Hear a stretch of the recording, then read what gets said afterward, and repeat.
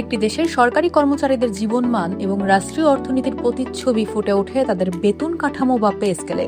গত ২০ বছরে বাংলাদেশে মূলত ৩টি প্রধান পে স্কেল বাস্তবায়িত হয়েছে। আজ আমরা ২০০৫, ২০০৯ এবং সর্বশেষ ২০১৫ সালের পে স্কেল নিয়ে বিস্তারিত আলোচনা করব এবং দেখব কিভাবে সময়ের সঙ্গে সঙ্গে এই পরিবর্তনগুলো আমাদের অর্থনীতিতে প্রভাব ফেলেছে।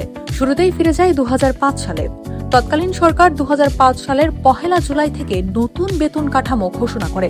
এই স্কেলে সর্বোচ্চ মূল বেতন ছিল ২৩,০০০ টাকা এবং সর্বনিম্ন ছিল ২,৪০০ টাকা। সে সময় ২০টি গ্রেডের এই কাঠামোতে ইনক্রিমেন্ট বা বার্ষিক বেতন বৃদ্ধি ছিল নির্দিষ্ট অঙ্কের। যদিও তখনকার বাজার মূল্য অনুযায়ী এটি একটি বড় পরিবর্তন ছিল, কিন্তু মুদ্রাস্ফীতির কারণে খুব দ্রুতই এই স্কেল তার কার্যকারিতা হারাতে শুরু করে।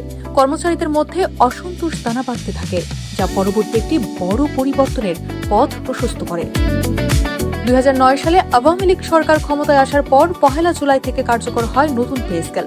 এই স্কেলে বেতন উল্লেখযোগ্য হারে বৃদ্ধি পায়। সর্বোচ্চ গ্রেডের মূল বেতন ২৩,০০০ টাকা থেকে বাড়িয়ে ৪০,০০০ টাকা করা হয়, আর সর্বনিম্ন গ্রেড বা ২০তম গ্রেডের বেতন ৪,০০০ টাকা করা হয়। অর্থাৎ ২০০৫-এর তুলনায় গড় বেতন বৃদ্ধির হার ছিল উল্লেখযোগ্য। এই স্কেলে টাইম স্কেল এবং সিলেকশন গ্রেডের মতো সুবিধাগুলো যুক্ত ছিল, যা মাঠ পর্যায়ে কর্মকর্তাদের জন্য ছিল বড় স্বস্তির খবর।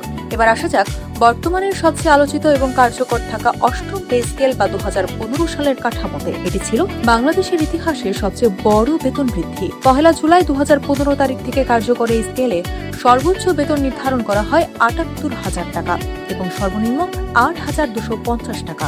এই স্কেলের বৈশিষ্ট্য ছিল টাইম স্কেল ও সিলেকশন গ্রেড বাতিল এবং এর পরিবর্তে স্বয়ংক্রিয় চক্রবৃদ্ধি হারে ইনক্রিমেন্টের ব্যবস্থা করা। এছাড়া বাংলা নববর্ষ ভাতার মতো নতুন সুবিধা যুক্ত হয়। বেতন বৃদ্ধির হার ছিল প্রায় ১০০% বা তারও বেশি, যা সরকারি চাকরিতে মেধাবীদের আকৃষ্ট করার ক্ষেত্রে একটি মাইল ফলক হিসেবে কাজ করে।